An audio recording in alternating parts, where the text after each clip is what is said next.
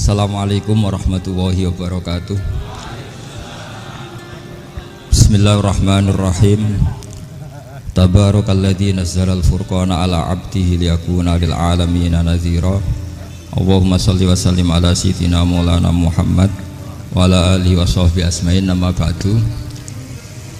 Semua pengurus PBNU yang saya hormati, semua habaib, semua ulama yang saya hormati, wabil khusus Kiai Haji Abdul Manan, Ketua Lembaga Dakwah PBNU, yang meskipun mondoknya hanya 3 bulan ini sebetulnya problem, sehingga saya kesini ini sebetulnya tidak pernah merasa ibadah. Ini bukan dakwah, ini show dakwah. Jadi yang namanya dakwah itu ya orang-orang di kampung nggak bisa ngaji, diajarin ngaji. Seperti saya di Jogja, di Rembang. Kalau ini show dakwah. Dan ini ada agak kesalahan karena mondoknya hanya 3 bulan. Jadi tidak bisa bedakan mana dakwah, mana show dakwah. Ini jelas show itu. Mungkin yang benar-benar dakwah yang sekarang sedang bikin masjid di pedalaman Kalimantan, pedalaman Sulawesi, atau saudara-saudara kita yang di Korea. Saya kemarin di Korea, itu dakwah betul. Kalau ini agak-agak tontonan ya, tapi masih bagus lah melihat wajahnya habib ulama, itu ibadah. Tapi begini ya, yang jelas saya berharap sekali, saya diundang sekali ini saja, jangan diulang.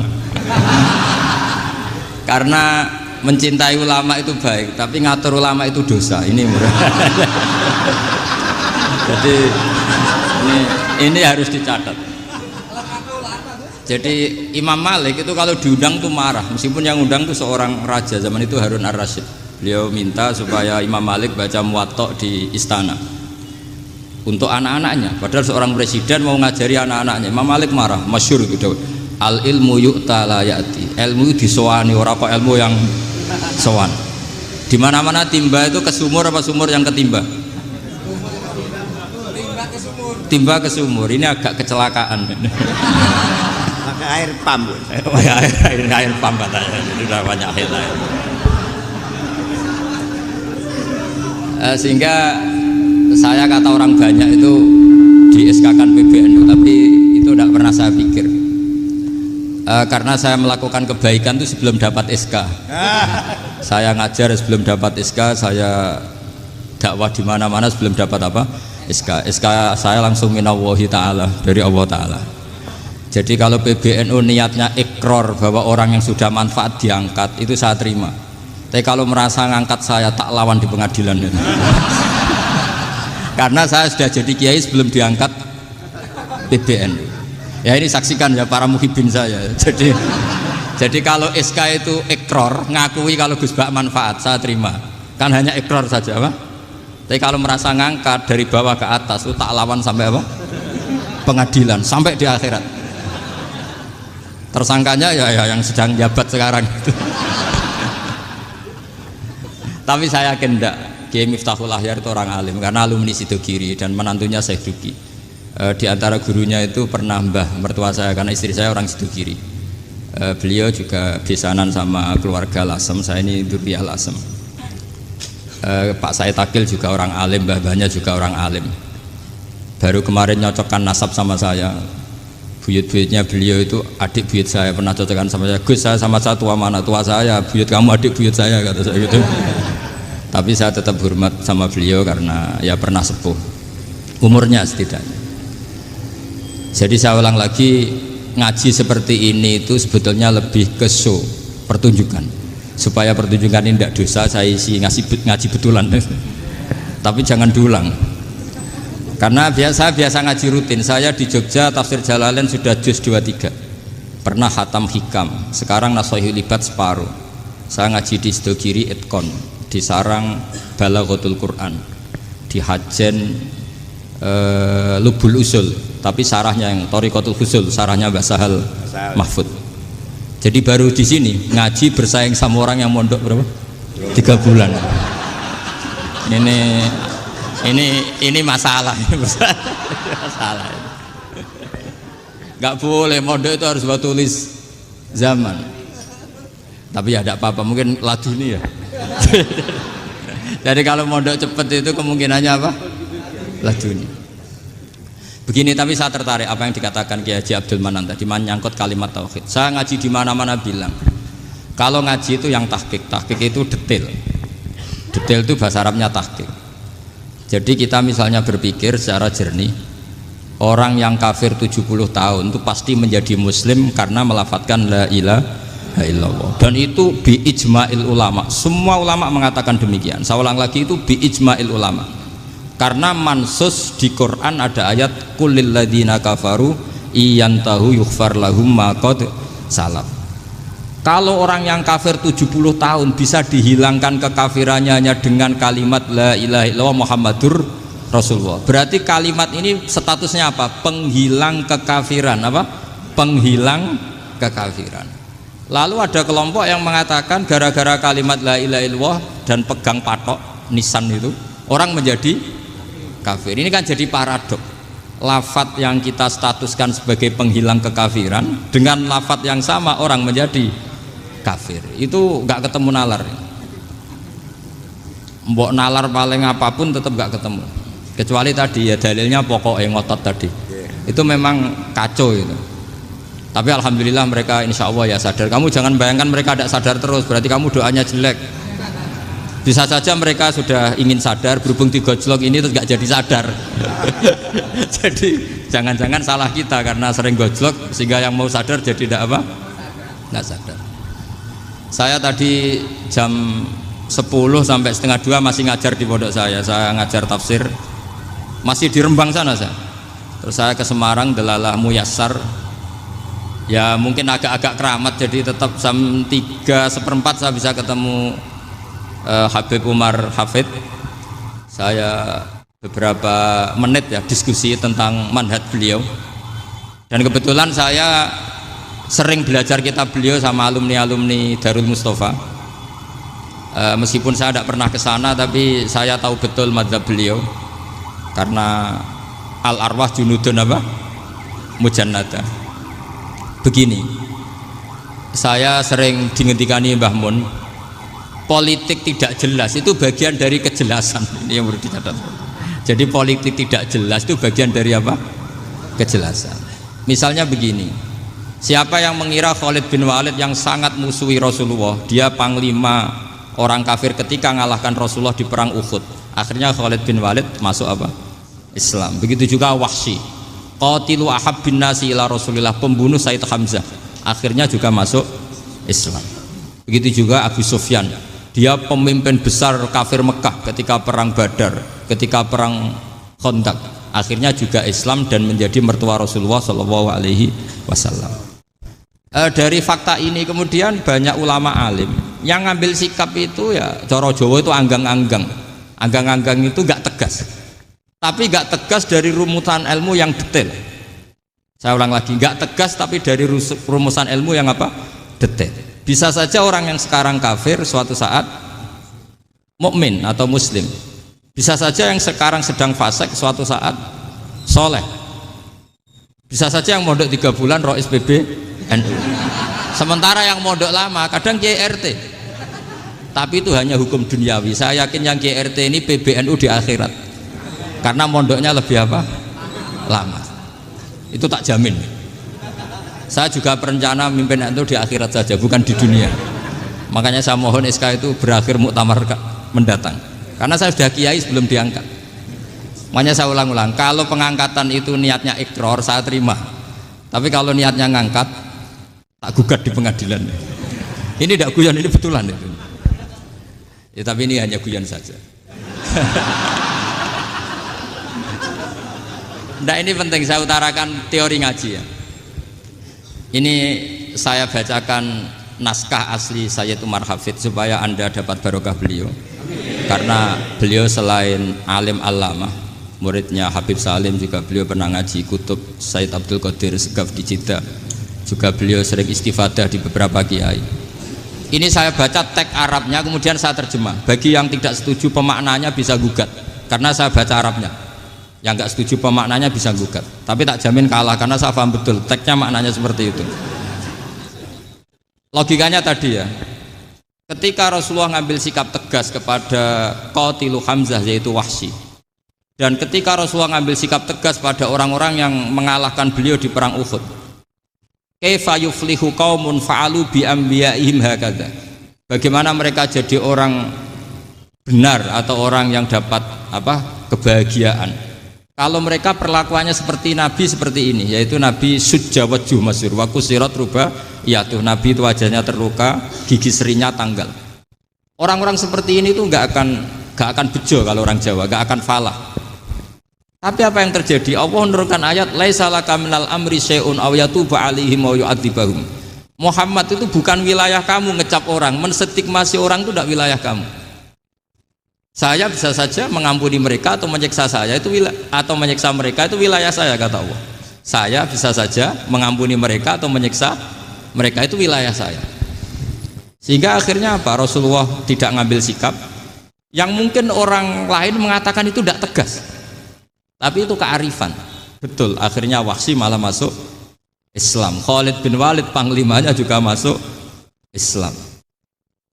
Dan beberapa orang kafir juga masuk Islam, termasuk mimbenihim, ketuanya yaitu Abu Sufyan. Ini penting saya utarakan. Makanya ini saya baca pembenaran dari konstruksi pikiran tadi. Nah ini supaya khas. Ini khasnya orang mondok 10 tahun ini. Jadi ini tak baca ini. Nah, biar jelas ini nanti tagnya persis ya, tidak saya rubah. Ini di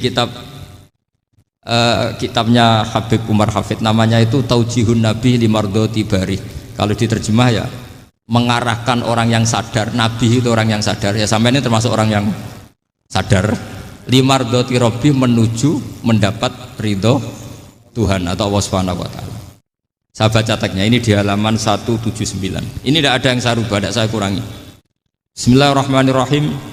Fala buddha an nuwattina qulubana ala annana khodamatu ahli hadal qaun wa yattali Allah min qulubina annana na'taqidu imkaniyata ayyasfa'a fi ahadina yaumal qiyamati man huwal ana kafirun yuslimu faya'lu sya'nu indal haqqi fayakunu sababan li kholasika fil qiyamah yumkinu dzalik. Jadi kita para dai, para kiai itu adalah khodamatu hadal kaun. Kita ini adalah pelayan alam raya ini yang selalu berharap alam ini akan lebih baik. Orang yang sekarang sedang kafir bisa saja nanti yang nyafaati kamu di akhirat, yaitu mereka masuk Islam lalu Islamnya lebih serius, akhirnya punya hak syafaat. Sementara kamu Islam mulai kecil tapi biasa-biasa saja seperti ini, mulai dulu ngaji terus sama Ki Abdul Manan, nggak pernah yang ngisi ngaji, itu artinya nggak ada perkembangan. Makanya saya nggak ingin ngaji lagi, karena saya ingin perkembangan Anda nanti tukang mengisi, bukan yang diisi. Kalau saya nanti ngaji lagi di sini, artinya Anda kalau tetap mendengarkan itu tidak ada perkembangan. Pantes saja semulang Gus Bahak sampean sing ngaji. Sekali-kali ada perkembangan, saya ngaji sampean yang mulang, itu bagus ya. Meskipun itu perkembangan yang menyesatkan.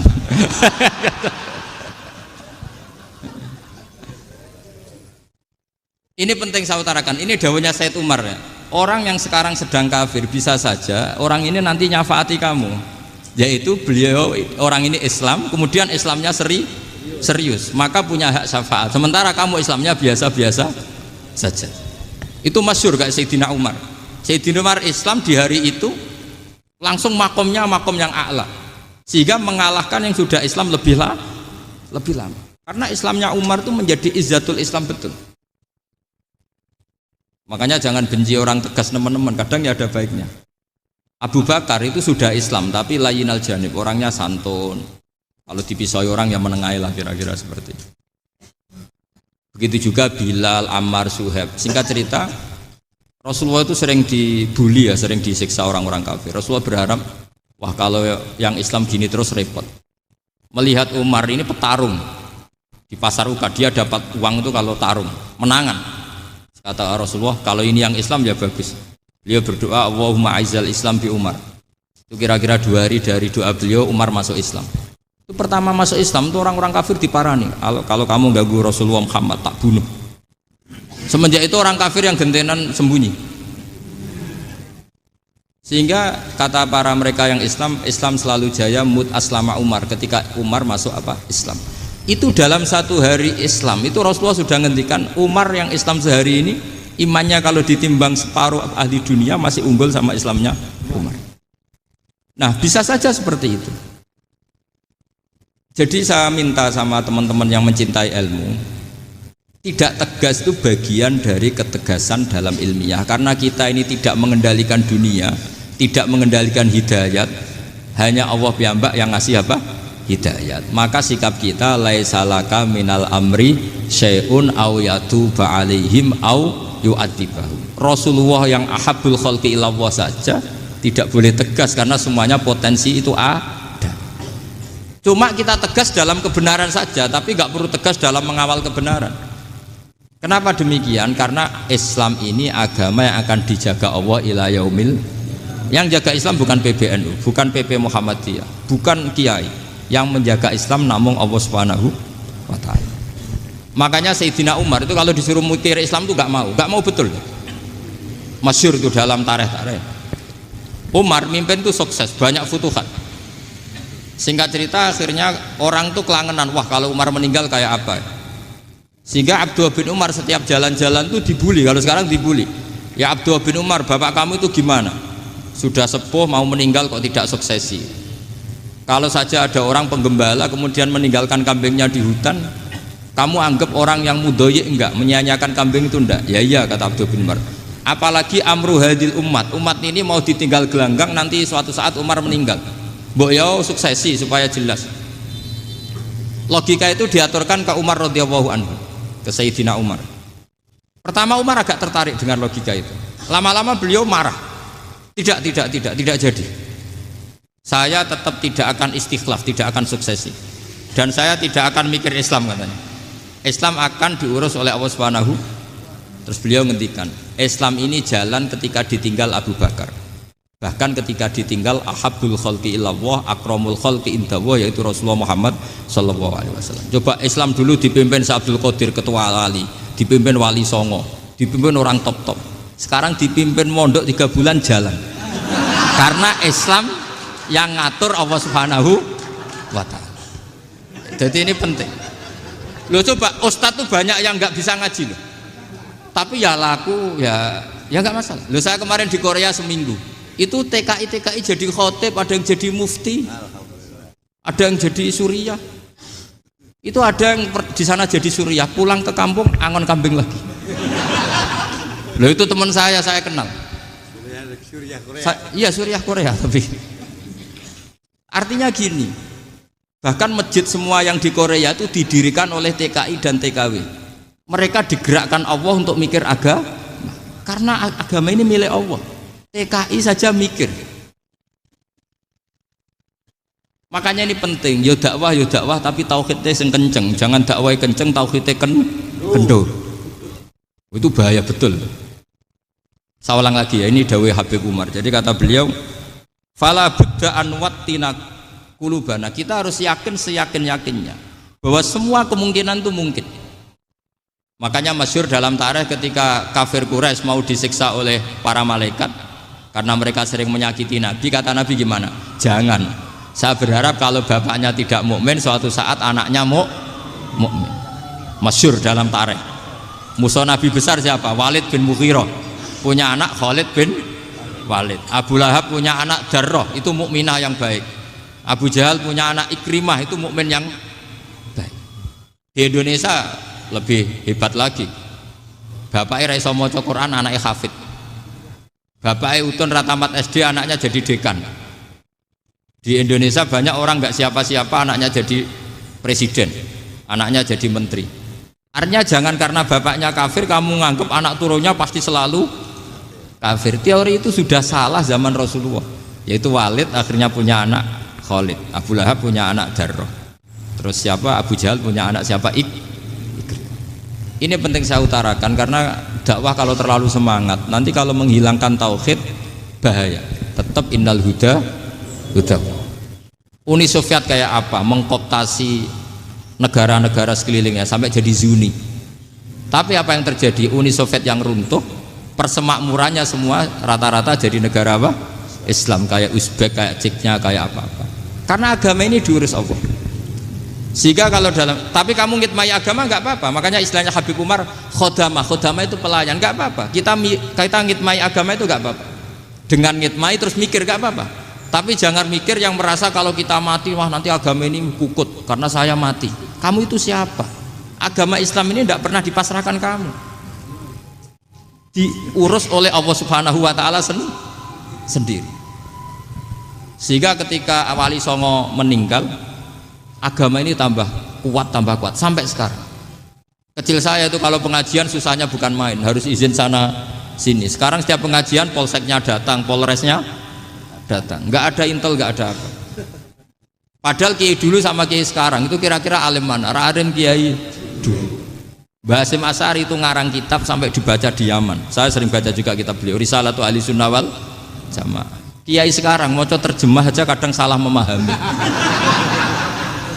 Tapi ya Islam tetap jalan karena Islam ini dikawal, dijaga oleh Allah Subhanahu wa taala. Maka kalau dalam cerita tarikh sirahnya Ibnu Ishaq itu, tauhid itu penting. Beliau cerita begini. Sayyid Abdullah itu namanya Abdullah bin Abdul Muthalib. Kita tahu kenangannya Rasulullah terbanyak itu bukan dengan Sayyid Abdullah tapi dengan Sayyid Abdul Muthalib, dengan mbahnya. Karena Nabi itu mulai kecil dirawat oleh siapa? Mbahnya. Yaitu yang disebut Nabi ketika 2 bulan kan abahnya sudah meninggal. Ya saya baca ya, pakai bahasa Arab biar jadi bid'ah. Nanti kalau bahasa Indonesia ada bid'ah. Tidak betul. Diba atau berjanji sebenarnya itu kitab sejarah, berhubung dibaca bahasa Arab terus kayak mantra. Terus yang belakang mau nyenggai soleh aleh, sehingga kubu sebelah bilang tuh khurafat dan bid'ah. Coba diterjemah ini, coba nanti saya baca bahasa Arab. Walamma tamma min hamli syahroni ala masyuril aqwalil marwiyatu fiya bil madinati abuhu abdullah wa kana qad istaza bi akhwalihi bani adi minat taifatin najariyah wa makatha syahron saqiman yu'anu nasukmahu wasyaqwa. Terus di pojok sana bilang sholli alaihi. Pasti kubu sebelah yang liwat, wah itu khurafat bid'ah karena dianggap mantra. Padahal artinya coba sampean baca bahasa Indonesia. Ketika hamil Rasulullah umur 2 bulan, abahnya meninggal di kota Abwa. Kota Abwa adalah kota keluarga besar ibunya Sayyid Abdullah. Kebetulan pas ke sana beliau sakit sampai 1 bulan dirawat. Bid'ahnya di mana kalau diterjemah? Wong itu kitab tarikh. Makanya saya nggak tahu yang membidah-bidahkan tiba itu karena tadi. Tapi sampean juga ikut salah karena nyenggai sholawatan tok itu. Jadi makanya saya bilang tadi kalau bahasa Arab bid'ah, kalau sudah terjemah tidak bid'ah karena kelihatan kalau itu hanya kitab tarikh. Loh, coba bid'ahnya di mana? Wa ba'du fa'aqulu wa Muhammad bin Abdullah bin Abdul Muthalib bin Hasyim. Itu kalau diterjemahkan, kamu harus tahu siapa nama Muhammad. Muhammad punya abah siapa? Rasulullah Muhammad Abdullah. Punya abah siapa? Abdul Mut. Punya abah siapa? Hasyim. Coba baca gitu di kubu sebelah. Oh iya gitu. Berhubung baca bahasa Arab. Wa ba'du fa'aqulu wa Muhammad bin Abdullah bin Abdul Muthalib bin Hasyim. Jadi itu hanya salah baca saja. Maksudnya salah yang hukumi, bukan salah yang baca, salah yang apa? Hukumi. Sayyid Abdullah ini orang yang tauhidnya sangat kuat. Sayyid Abdul Muthalib lebih kuat lagi. Saya cerita sedikit betapa pentingnya tauhid. Ketika pasukan Abraha bawa pasukan gajah mau menyerang apa? Ka'bah. Itu sebelum menyerang itu semua aset-aset milik orang kafir Quraisy, milik orang Quraisy lah. Itu ditawan, diambil. Termasuk milik Sayyid Abdul Muthalib, milik Abdul Muthalib.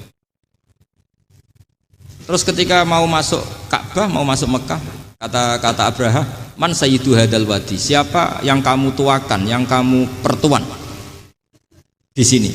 Oh, Abdul Muthalib.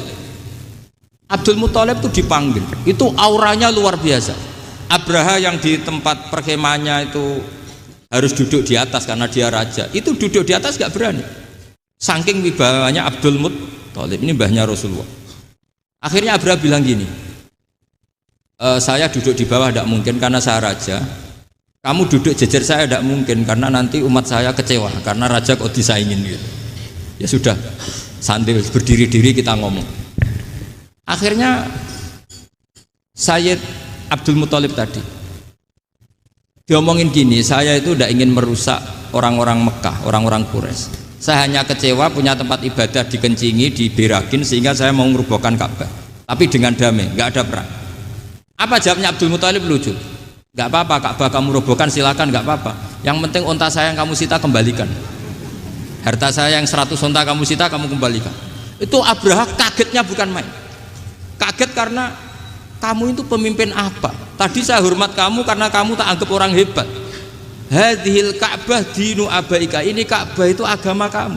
Pas saya hancurkan kok kamu tenang-tenang saja.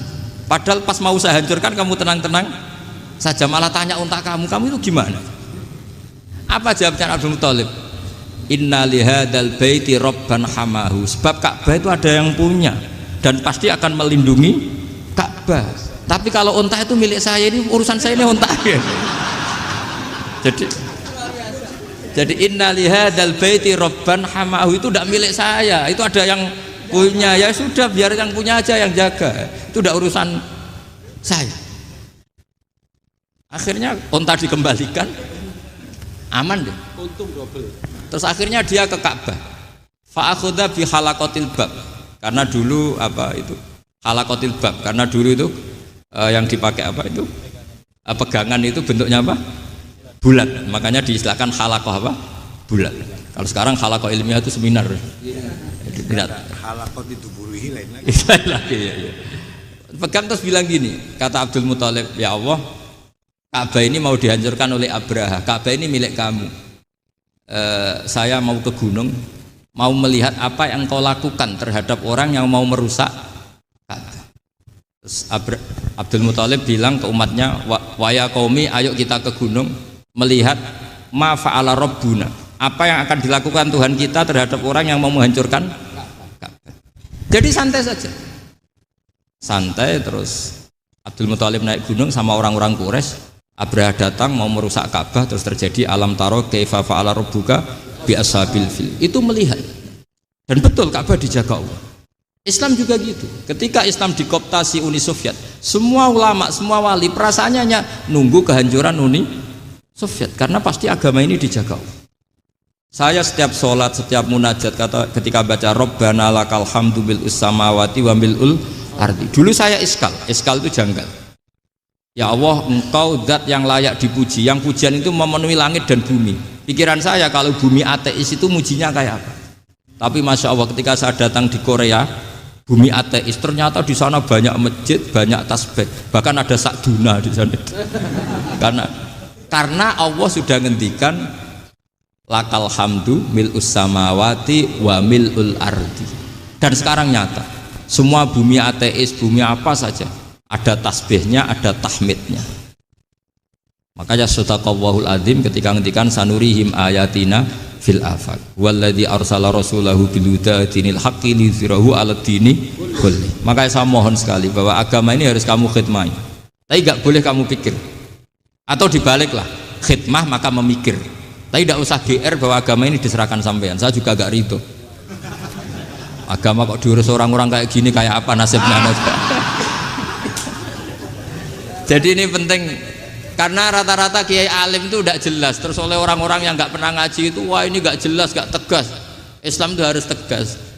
Maksudnya tegas itu kayak apa? Tegas itu di wilayah kita. Kalau istri kamu mau diperkosa orang itu boleh tegas, itu wilayah kamu. Tapi kalau hidayat itu wilayahnya Allah Subhanahu wa Ta'ala, kita tidak pernah tahu. Bahkan yang sudah Islam saja, nyuwun sewu, itu nggak ada jaminan mati husnul. Kita tahu dalam sejarah Sa'labah itu dapat gelar hamamatul masjid, merpatinya masjid. Tapi kita tahu akhirnya Sa'labah itu apa? Su'ul khotimah. Sampai dalam Islam selalu diajarkan ya muqallibal qulub tsabbit qalbi ala din. Jadi kalau kita sendiri saja masih ingin selalu husnul khotimah, agak ada ruang untuk mudah menvonis orang lain. Makanya saya salut sekali ketika Habib Umar menulis kita semua ini mengkhidmati hadal kaun, dan selalu berharap bisa saja suatu saat orang yang sedang kafir bisa saja suatu saat muslim. Nah soal kalau yang sama yang harbi menyerang kita ya tarung. Kalau artinya kalau yang merangi kita ya kita wajib perang, kalau enggak ya habis kita. Seperti kita lakukan ketika diserang Belanda. Tapi ketika mereka musta'man, dhimmi, mu'ahad, orang-orang kafir yang mau berdamai dengan kita, ya kita damai. Sebagaimana yang dilakukan Rasulullah SAW ketika berdamai dengan kafir Quraisy yang dipimpin Suhail bin Amr. Masyhur itu dalam tarikh.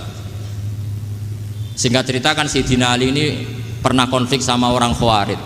Kata Sayyidina Ali, ya sudah lah, namanya kita musuhan, kita tidak usah ketemu, pakai mediator, kata Sayyidina Ali. Kata orang Khawarij, ini apa-apaan kok butuh mediator, nggak ada Qur'annya, ada hadisnya. Kira-kira kalau Pak Sayyidina Ali orang Jawa, nggak ada apa tidak tahu. Walhasil Sayyidina Ali akhirnya baca ayat, wa in khiftum shiqaqa bainihima fab'atsu hakaman min ahli wa hakaman min ahliya. Jika suami istri tengah konflik, maka yang keluarga suami kirim mediator, yang keluarga perempuan juga kirim. Terus kata Sayyidina Ali, wa amru ummati Muhammad a'dhamu min amri rajulin wa imra'atin. Kalau suami istri saja ketika konflik butuh mediator, apalagi ini kelompok besar pasti lebih butuh mediator. Akhirnya lalu mediatornya siapa? Kata Sayyidina Ali, ya siapa saja yang penting baik. Ditunjuk seseorang, diprotes sama orang Khawarij, ini orang nggak kredibel. Oh, ini. Terus Sayyidina Ali marah-marah. Rasulullah itu pernah berdamai dengan orang, bahkan orang itu kafir, yaitu Sulhul Hudaybiyah. Nabi itu berdamai dengan orang yang bernama Suhail bin Amr ketika itu kafir. Makanya ini menunjukkan bahwa musolahah ma'al kufar itu boleh demi kelangsungan bernegara, berbangsa. Kamu tidak usah meragukan reputasi NU. Ketika dulu kafirnya kafir harbi zaman Belanda, ya Mbah Hasim fatwa apa? Jihad. Jadi jangan kira tidak tegas, kita tegas sekali, justru kita yang punya masa lalu tegas. Tapi kepada siapa dan dalam konteks apa? Paham ya? Terus ini penting sekali untuk dijernihkan. Ini saya baca berikutnya nanti, tidak supaya tahqiq. Saya syukur sekali, saya tadi sekaligus minta ijazah sama Habib Umar, dan memang saya ngaji ini lama sama teman-teman alumni Yaman, cuma belum pernah ketemu mu'alifnya. Tadi saya ketemu minta ijazah itu, dan beliau senang sekali, bahkan sempat bikin tulisan di kitab saya ini. Sama tidak perlu baca, karena kalau bisa ya biasa, kalau tidak bisa malu ya sudah, tidak usah baca sudah. Terus ini kata beliau, ini masih saya teruskan. Nahnu min hadhil intilaqah naktasibu thabatana wa quwwata yaqinina wa illa fa fil ardi mu'aridun wa muntaqidun wa mukhalifun min akhyarin wa asrarin sholihin wa fasikin muslimin wa kuffar. Kalau kamu punya satu metode ilmiah, metode dakwah, kamu harus siap, karena pasti ada yang menentang. Yang menentang itu ya mulai orang soleh, tidak soleh, orang macam-macam. Jadi kalau sudah punya manhaj, memang dari awal harus siap apa? Ditentang. Jadi misalnya PBNU punya kebijakan apa, ya sudah siap saja dibully. Itu pasti itu, karena nggak ada manusia semua suka, semua benci.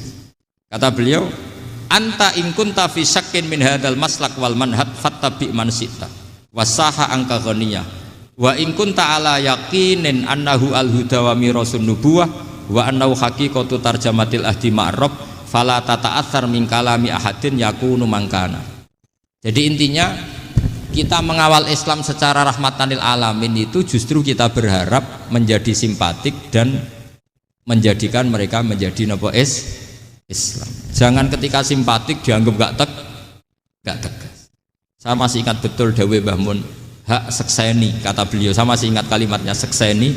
Akurat tegas itu berdasar ayat laisalaka minal amri syai'un aw yatuba alaihim aw yu'adzibahum. Karena potensi sosial itu bisa rubah.